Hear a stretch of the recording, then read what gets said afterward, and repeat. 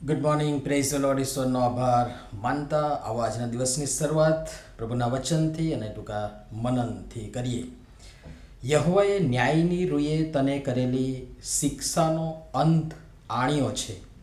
તેણે તારા શત્રુઓને હાંકી કાઢ્યા છે. ઇઝરાયેલનો રાજા એટલે યહોવા તારામાં છે. હવે પછી તને કંઈ પણ આપત્તિનો ડર લાગશે નહીં.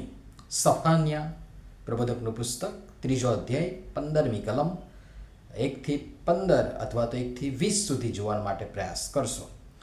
આજનો વિચાર ખ્રિસ્તમાં અતિ પ્રિયવાલા મિત્રો, પ્રભુ ઈસુ ખ્રિસ્તના મહાન તથા ગૌરવી નામમાં આપ સર્વને સવારની ખૂબ સારી પ્રેમી સલામ.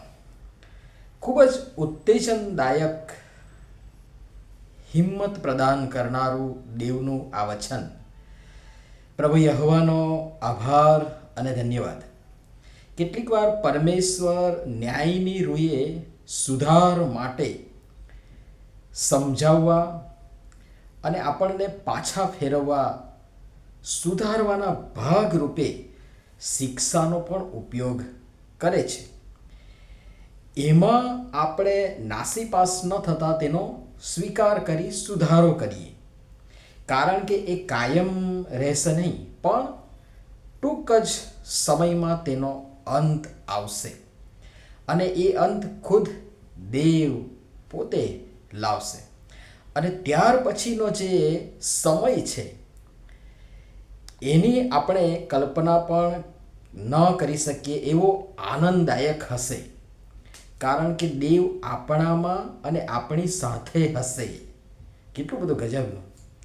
જુઓ, પિતા પોતાના બાળકોને પ્રેમ કરે છે માટે તે ન બગડે અથવા તો બગડેલા છે સુધરે અને કદી ભૂલ ન કરે માટે આપણને નાની મોટી શિક્ષા કરે છે. અને આપણે પણ જેવો પિતા છે તે આપણા બાળકોના માટે આ જ અભિલાષા રાખીએ છીએ, અપેક્ષા રાખીએ છીએ કે આપણું બાળક ન બગડે, અથવા તો બગડેલું છે તો ક્યાંક ભૂલ કરી છે તો એ સુધરે.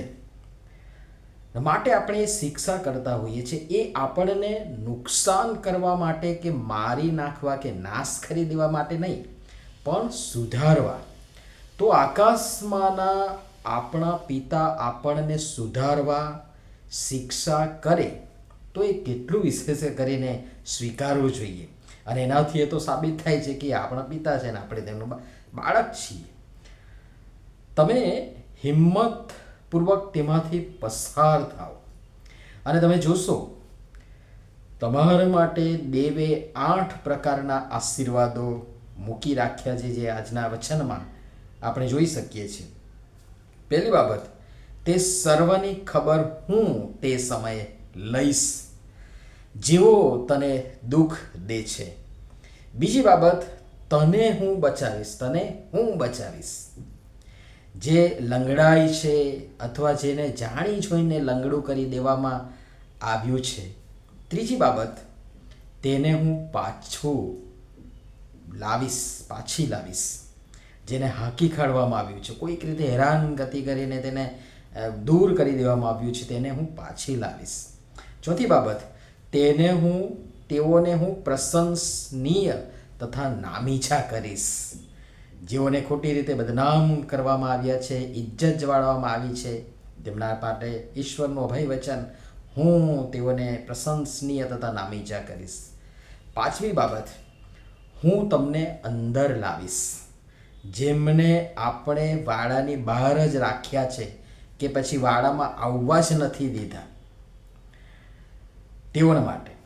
છઠ્ઠી બાબત, હું તમને ભેગા કરીશ.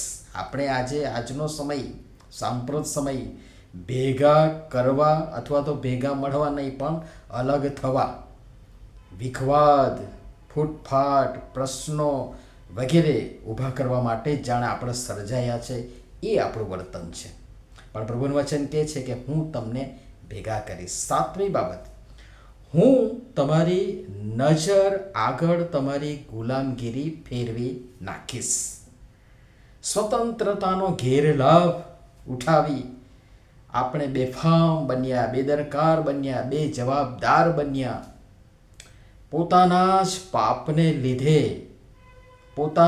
પાપને લીધે પાપ સાપની ગુલામગીરીમાં આવી પડ્યા.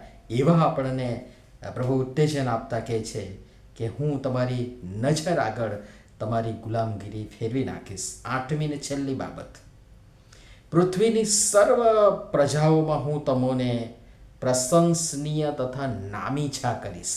કેટલું ગજબનું વચન! નામ, માન, સન્માન માણસોમાં શોધો નહીં. ઉચિત સમયે દેવ પોતે એ તમને આપશે.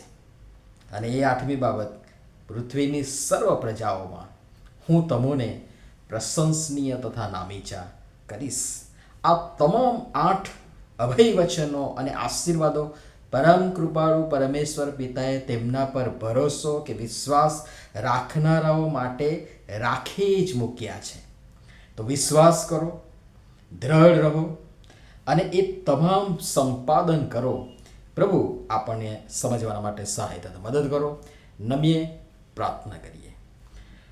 પ્રેમાળ પિતા, તમે અમને પ્રેમ કરો છો અને ચાહો છો કે અમે સદા શિક્ષા ન ભોગવીએ પણ સુધરીએ, સમજીએ, પાછા વળીએ, અમારા પાપોની કબૂલાત કરી પસ્તાવો કરીએ અને તમે જે અમારા માટે રાખી મૂક્યા છે એ અનંત આશીર્વાદો પ્રાપ્ત કરીએ, સંપાદન કરીએ.